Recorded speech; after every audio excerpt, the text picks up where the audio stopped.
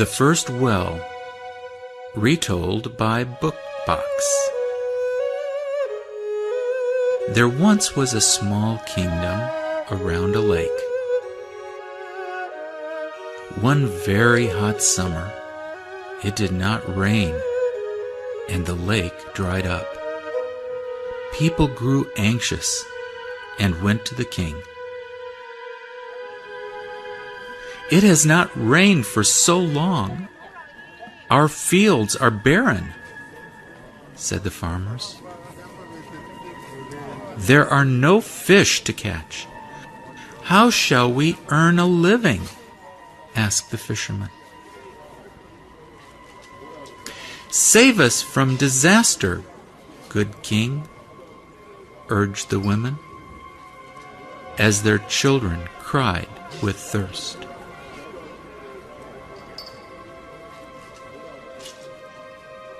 The king sent his 4 generals in all directions to look for water. The first general went east towards the sunrise. The second went south to the dust and heat. The third went west where the sun sets. And the fourth followed the North Star.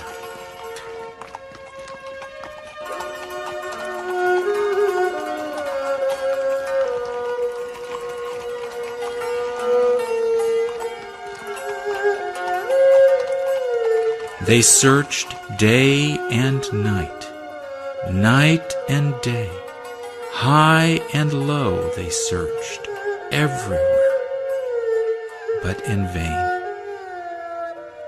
3 of the generals returned, empty-handed.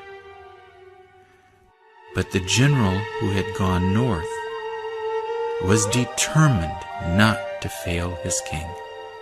At last, he reached a cold mountain village. As he sat at the foot of the mountain, an old woman came by and sat next to him. The general pointed at the horizon and said, "I belong to a beautiful kingdom where it has not rained for a whole year. Can you help me find water?" The woman motioned the general to follow her up the mountain and into a cave. "We have no water in our country either," she said. Then, pointing to the icicles in the cave, she continued, "We call this ice. Take some, and your kingdom will never go thirsty again." The general broke off a huge piece.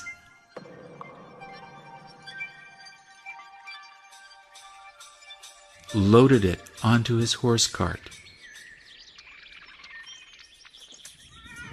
and rushed back home.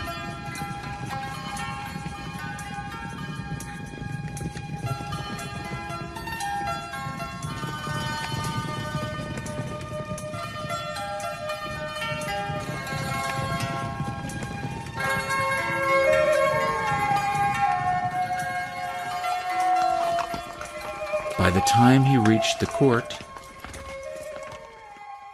the enormous icicle had melted into a small lump of ice.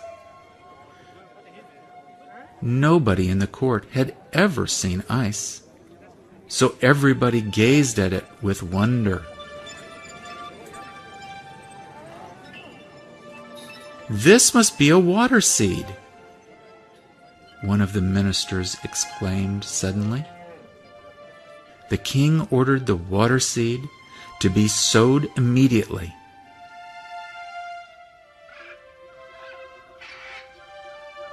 While the farmers dug a hole, the lump dwindled in the sun.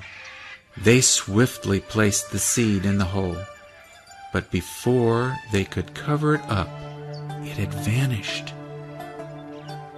The farmers there grew confused and worried. They dug deeper and deeper into the earth, all night long, looking for the mysterious seed.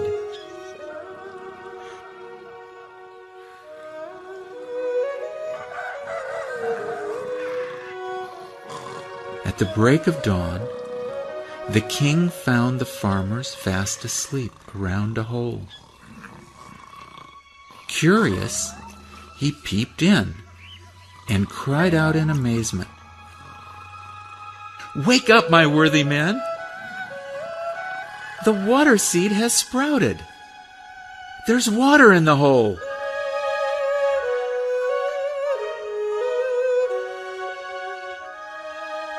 This is how the first well was created.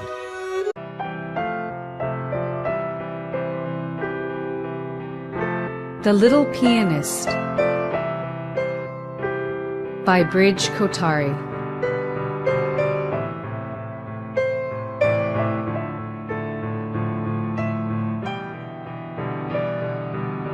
There was once a little boy named Azul. He loved to play the piano and dreamed of becoming a pianist someday. Every Sunday, Azul went to his piano class and practiced every night at home, just before going to bed. Azul became good at it because he was so sincere. He would forget to brush his teeth, but would never forget to practice playing the piano. One day, Vicky, his piano teacher, told him, "Azul, you will perform tomorrow in front of a large audience. You are getting to be quite the pianist. Your fingers move like a squirrel on the piano keys. But there is something missing." "What is it?" Azul just had to know. He really wanted to be not just a good pianist, but a great pianist. Vicky smiled. She whispered into Azul's ear, a piano teacher's secret. Play with your heart, not with your fingers. As always, Vicky pulled out her box of stickers. Azul held out his hand, and Vicky stuck on it a gorgeous sticker of a butterfly. "There, think of this butterfly when you want to play with your heart," she said.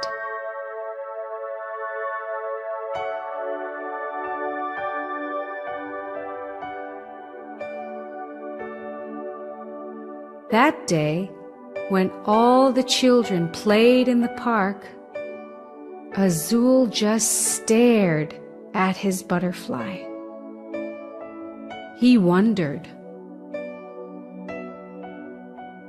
"I can play with my fingers because I can move them.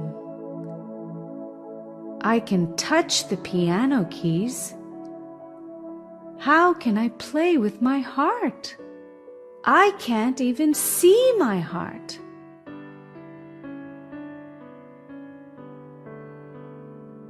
For the first time in a long time, Azul went to bed without playing the piano. The night before his performance, he did not practice because he did not know how to play with his heart.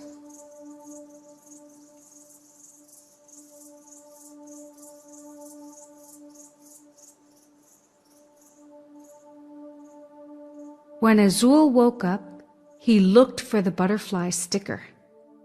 Oh no, the sticker was gone too. Now Azul was nervous, really nervous. He tried playing the piano, but his fingers would just not move. However, that did not stop the clock from ticking. Soon it was performance time. The piano was in the middle of a round stage, surrounded by rows of people. Azul walked onto the stage, sat on the piano bench, and closed his eyes for a second. Remembering Vicky's words, he thought of the butterfly. In the quiet of the auditorium, Azul heard the flutter of wings. A butterfly sat on his shoulder and started to hum a tune. His fingers began to move by themselves. His heart began to play the butterfly's song.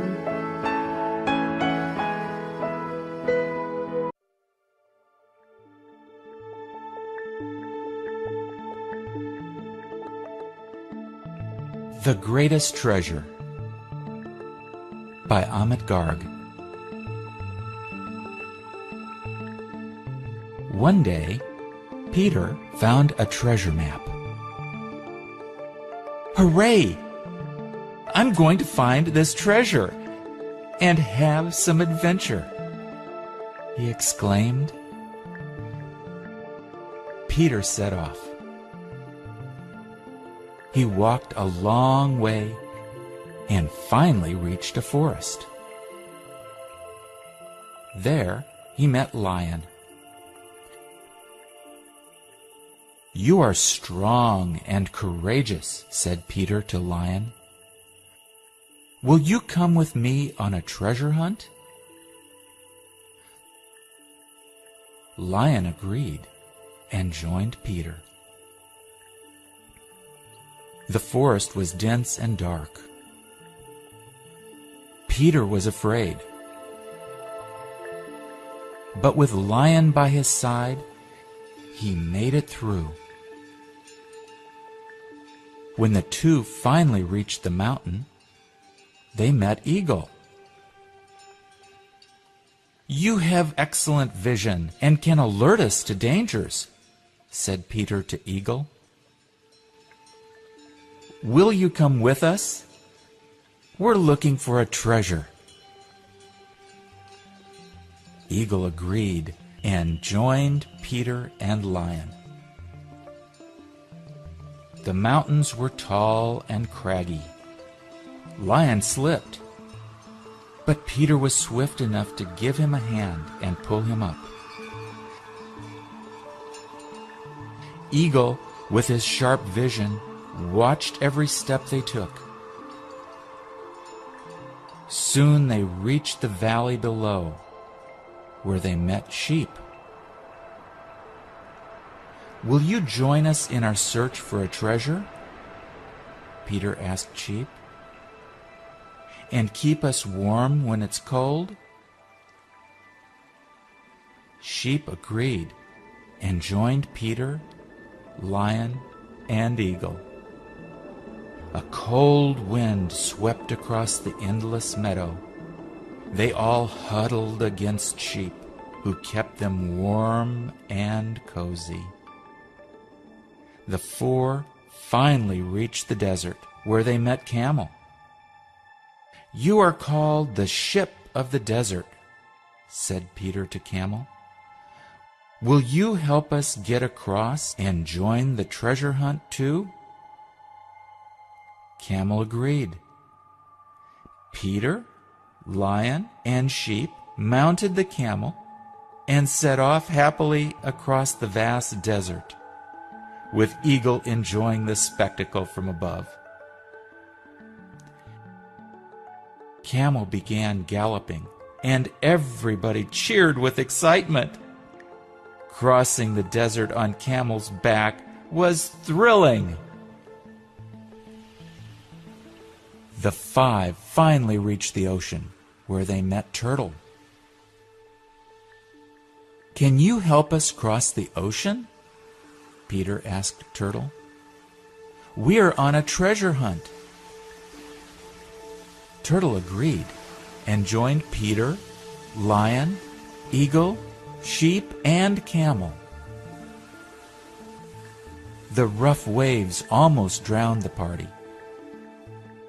but Turtle skillfully transported them across. They met Owl on the other side. Owl spoke from his ancient wisdom. "Congratulations! You have found the treasure." "Where is it?" they all exclaimed in surprise. "Together you have passed the forest, climbed the mountains, dared the valley, braved the desert, and crossed the ocean. You would never have done it without one another." They all looked at each other and realized that Owl was right. They had found friendship. Indeed, they had found the greatest treasure ever.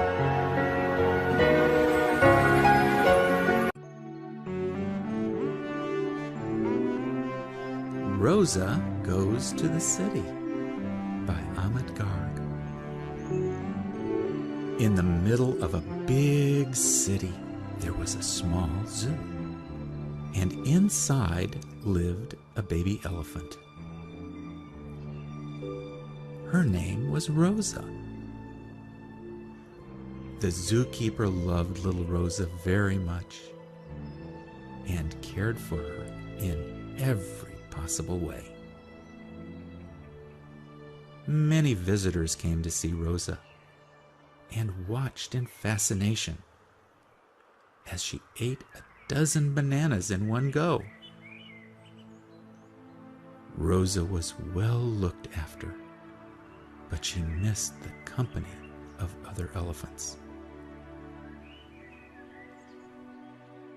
One day, after feeding Rosa, the keeper forgot to lock the door of her cage. Soon she was out of the zoo.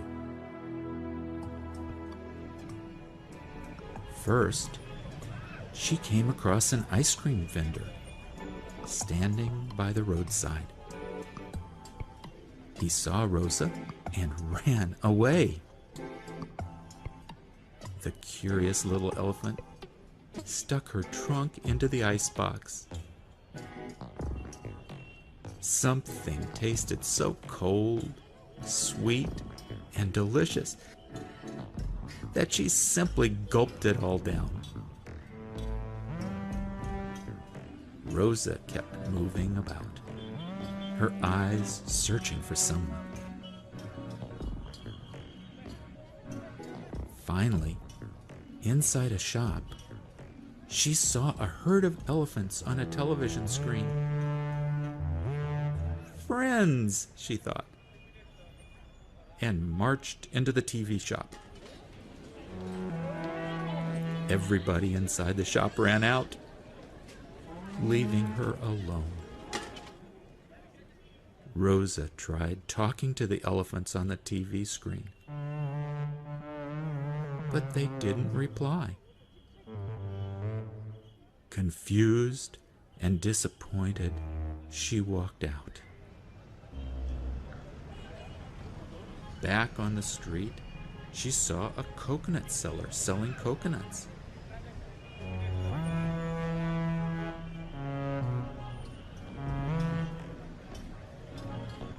"Wow! I've found a ball. It's playtime now," she cried and kicked a coconut high into the air. flew across the road and landed right beside a boy playing in the park.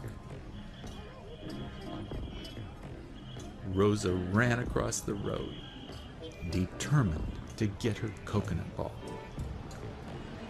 Cars screeched, buses honked, and drivers began to yell at each other. Rosa had created a traffic jam. The traffic police moved in to take control. The zoo was informed. Ignoring the commotion around her, Rosa simply ran into the park. She stopped in front of the little boy, who was smiling at her. He giggled and patted the elephant. Rosa trumpeted back with excitement at her newfound friend.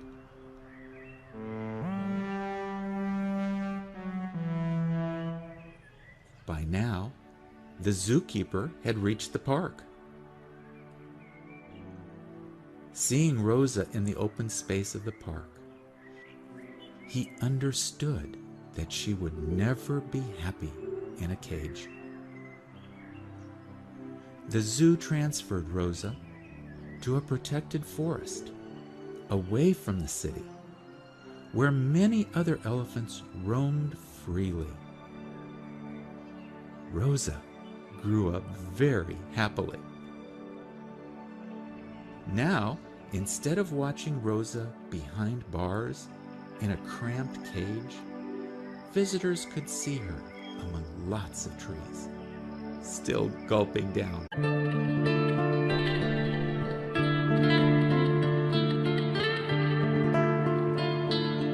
The First Christmas.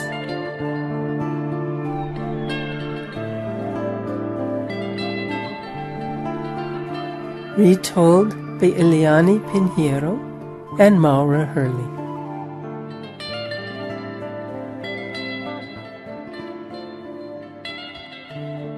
Around the month of December, children like to imagine what happened on the very first Christmas ever, even before Santa Claus.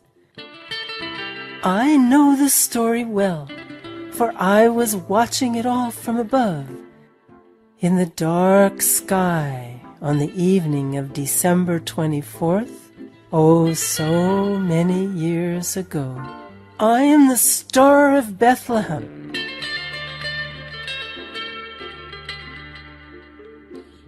I was requested by angels to shine brighter than all the other stars that night, to tell the whole world that a very special child had been born to spread goodwill and peace. And this is the story of the first Christmas. All was quiet that night as I watched the three kings traveling slowly on camelback through desert lands. Just then I beamed brightly as the angels had told me to. The kings noticed me in the east. They couldn't resist my brilliance.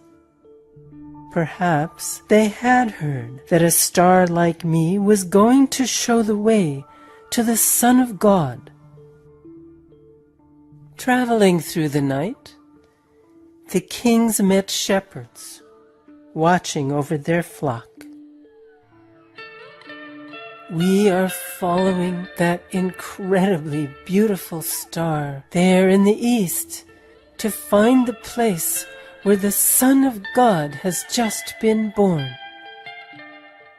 From there, they all traveled together, watching me, the brightest star in the sky. Finally, they arrived at a small town called Bethlehem. and saw that I was gleaming radiantly above the barnyard of an inn. All was quiet and peaceful. Their caravan entered the barnyard to see the tender little baby lying in a simple manger fluffed with hay. Next to the baby were Mary and Joseph, his mother and father, and many farm animals.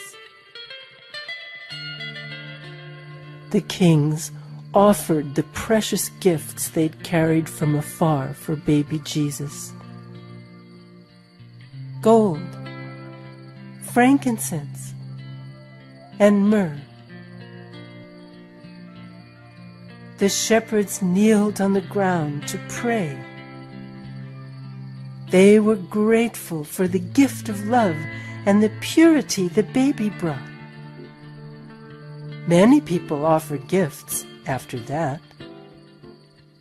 I suppose this is why, on Christmas Day, people around the world enjoy offering gifts as a sign of love and hope. And they try their best to bring happiness to others, as Jesus did all his life. Now, I'd like to wish you a holiday season that shines as brightly as the Star of Bethlehem.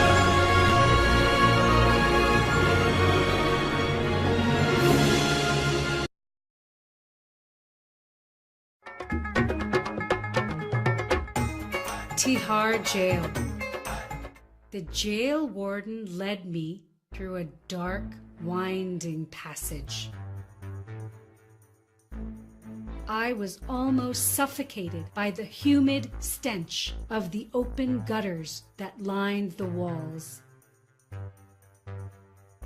Soon we came to an opening where hundreds of people, all dressed in striped rags, stood looking at me in wonder. The warden suddenly broke the silence by yelling some commands at the crowd. Where there was space for 2,500 prisoners, more than 10,000 were herded together within the walls of Tihar Jail. I thought to myself, if there was a hell on earth, this was it. That very moment, I realized why I had been posted as the Inspector General, or IG, of the infamous Tihar Jail in Delhi. I had to do something to improve the condition of the prisoners. I knew that it would be the toughest challenge in my career. I began to visit the prisoners every day. I was told that the IGs posted there before me never set foot inside the jail premises. In the beginning, the prisoners would crowd around me and not speak much because they feared the wardens. I would sit among large groups and discuss their problems. I knew that apart from improving the hygiene and general condition of the prison, I had to also keep the prisoners busy so that they would not have any time to get into trouble.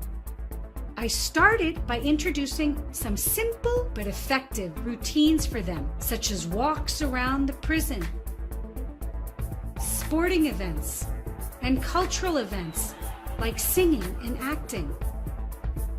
I soon formed a group of trusted officials who helped me. A major problem that my team and I faced was that of religious groupings and enmity between them. To put an end to this danger, we began to celebrate festivals from all religions, such as Rakhi, Holi, Ramzan, and Christmas. This helped the inmates to accept each other's religious practices and even feel good about participating in them. I also made sure plenty of books were available. Soon, many universities began to offer courses for the prisoners. We introduced meditation and helped them think positively and plan their life after prison. I was posted in Tihar jail between 1993 and 1995. Those 2 years were the most fruitful years of my life. On my last day, as I went on my usual round of the prison, I saw what could only be described as an ashram of Indian rishis. Hundreds of hardened criminals who had committed the worst of crimes were sitting peacefully in meditation. The grounds were green and filled with sunlight. Inmates were either preparing for exams or learning a craft that they were passionate about.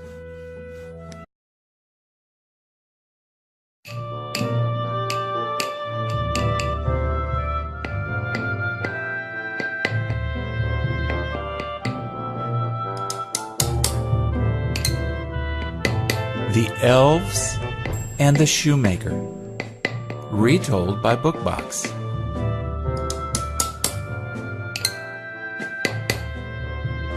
Although Peter Shoemaker worked hard and was kind to everyone in the village, he could never earn enough money making shoes. On this particularly cold and snowy day, all he had left in his workroom was enough leather to make one last pair of shoes. That evening, Peter carefully cut up his precious leather and laid it aside for the morning, when he would sew them together. The sun rose the next morning, and Peter was ready to start work. But to his great surprise, an exquisitely crafted pair of shoes sat on his work table. "What magic!" said Cecilia, his wife. They quickly put the shoes in the shop window, for the holiday shopping season had just begun. As luck would have it, the shoes fitted the finicky Mrs. Sniggins perfectly, and she paid a generous sum for the fine fit. With the money, Peter went to buy more leather, enough for 2 more pairs. That evening, he once again set to work cutting his leather, and he left the pieces on the table when he went to bed. Hoping for a good design, he fell asleep dreaming of shoes.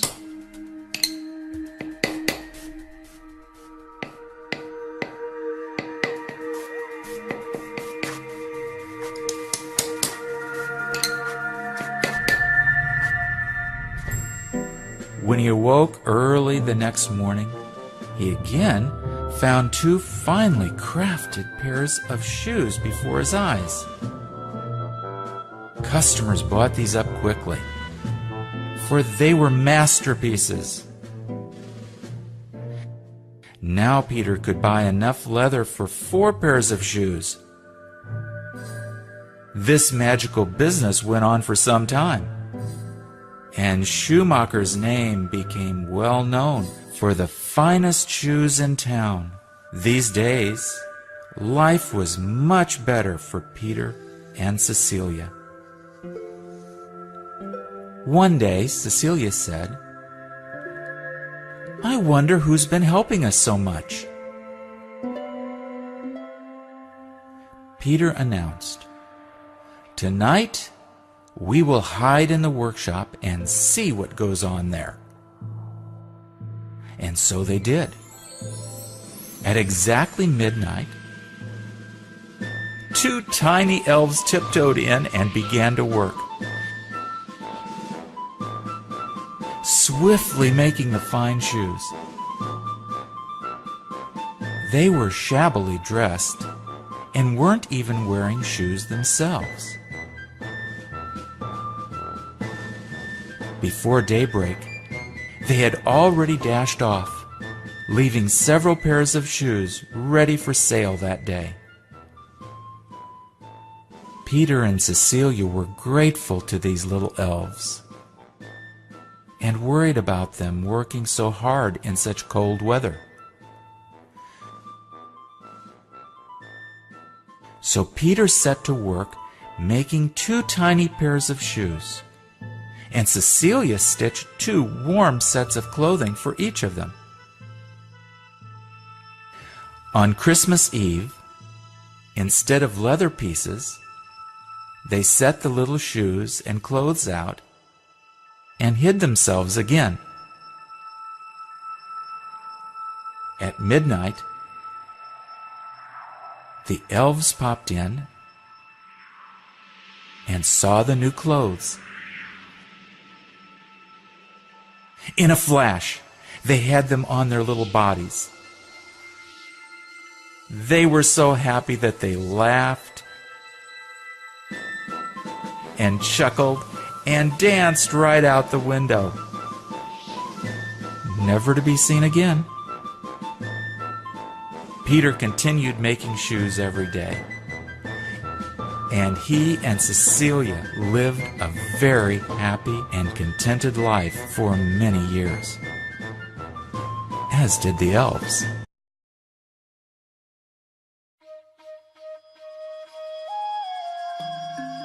The Whispering Palms by Deepa Gangwani and Tina Suhanik.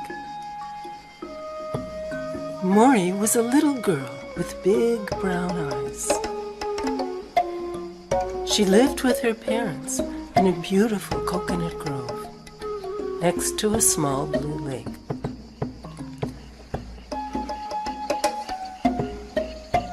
Every morning, she balanced a big empty basket on her head as she walked down to the lake. Her mother followed with the laundry, and her father brought the big fishing net. Her mother washed the clothes on a stone next to the lake, while her father went fishing. He dragged the net ashore and they collected the fish in a big basket. Sometimes a turtle got stuck in the net, but Mori always hurried to the rescue. One sunny morning, while fishing with her father, Mori said, "If we catch so many fish, one day there won't be any left." Her mother laughed and sent her off to school.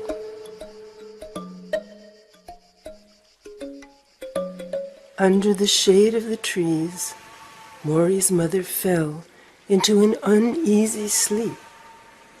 She dreamt of a lake with no fish, while the wind in the palm leaves whispered, "The waters in the land have always taken care of your family."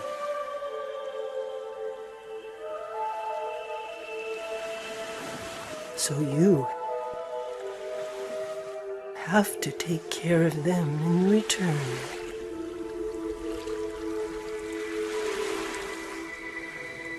She awoke with tears in her eyes, for she didn't know how to bring up Mori without selling enough fish. All afternoon she sat, weaving coconut mats and thinking about her dream. That night, Mori heard her parents whisper as the oil lamp burned deep into the night.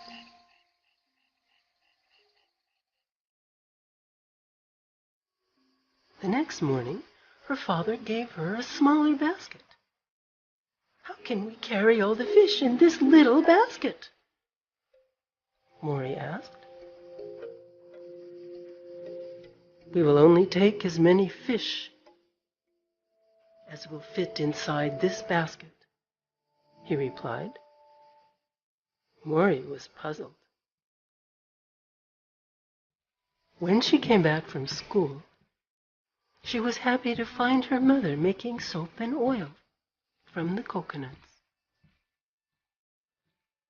Mori swiftly climbed up a tree to get more coconuts.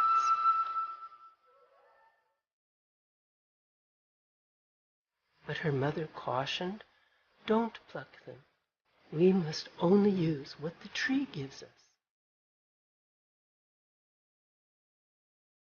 Her father added, "We have taken only fallen coconuts for these things. Look, we've even made this soap with a jasmine flower inside."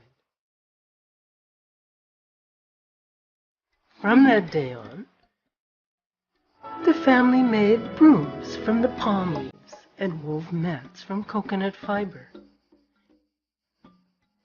They took soap, oil, and only a small number of fish to the market. When Mori grew older, she loved to carve tiny turtles out of coconut shells and always wore one around her neck.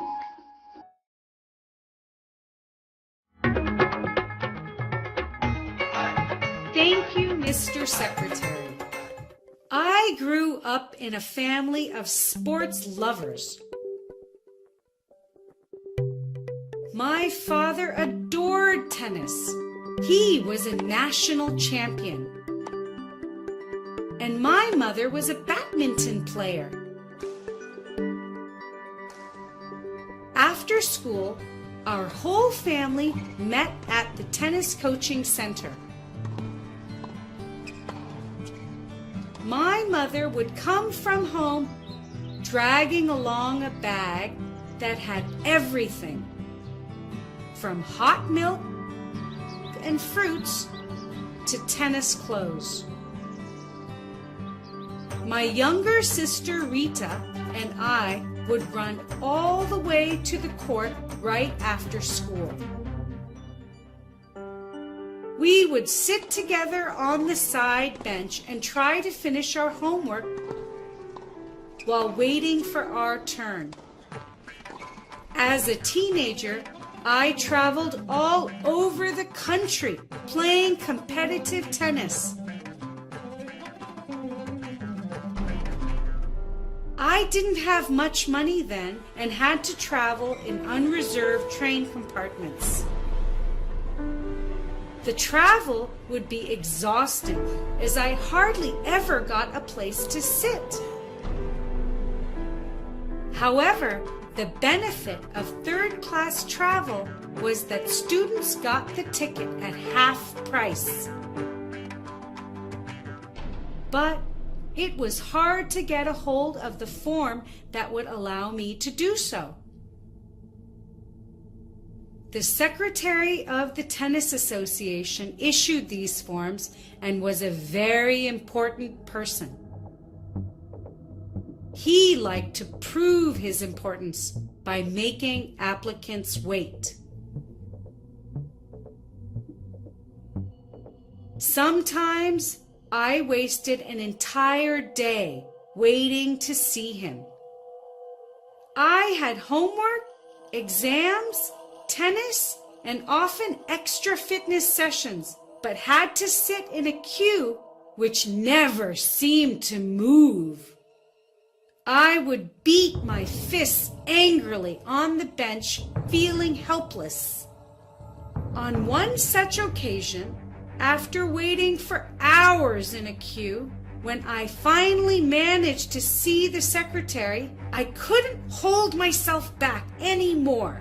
I told him in a serious tone, "I have learned from you that I must always respect the needs of others. When I grow up, I will never make anyone wait like this. I will value others' time. The secretary was furious, and can you guess what he did? I was already a national junior champion in tennis, and as was the norm, I was waiting to be nominated to play at Wimbledon. It had been my dream to participate in this prestigious event. But the secretary chose someone else instead of me. I felt sorry for myself, but decided to work harder on my studies instead. I soon began to top my class. Today, when I look back at my life, I thank the secretary for teaching me such a valuable lesson. He helped me become a better police officer who valued people's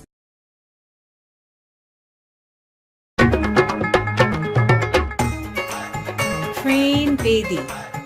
The governor called for me. I did not quite know what to expect.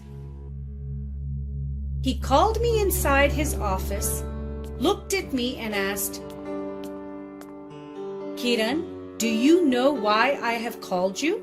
I swung my head from side to side and said I did not. Then he smiled slightly and said, "Kiran, the Asian Games are hardly a year away, and the Delhi traffic condition is chaotic. I want you to take over as the Delhi traffic chief." I did not know how to react. This was a huge responsibility, and it turned out to be one of the most rewarding experiences of my career. And of course, it would win me the nickname Crane Bedi. The 1982 Asian Games that were held in Delhi were a prestigious event for India. I had to draw on every bit of my energy to regulate the traffic. I was out on the roads every morning by 8 a.m. in my white Ambassador, which was fitted with a wireless set and a loudspeaker. I held a microphone in my hand to give instructions whenever needed, while being driven around the city. During this period, I worked 19 hours each day. I would return home exhausted and collapse on my bed. In the morning, I would get up fresh and full of energy, ready to make my best effort again. It became a common sight for the people of Delhi to see me on the roads every day, clearing traffic jams. People loved it and welcomed the change. As the police department had no cranes, I hired all those available in the city to watch the roads and tow away wrongly parked vehicles. These moves sent shivers down the spines of all the drivers.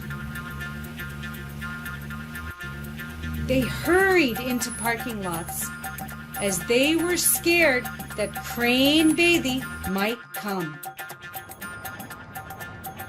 One day, a car belonging to a VIP was found parked on the wrong side of the road. The driver was waiting for the car to be repaired. A sub-inspector fined the driver and towed away the car, not caring that it belonged to a VIP.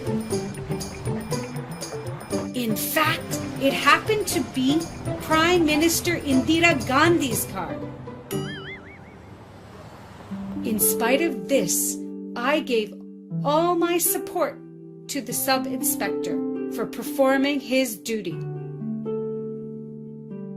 This incident made headlines the next morning. There were many protests, but at the end, people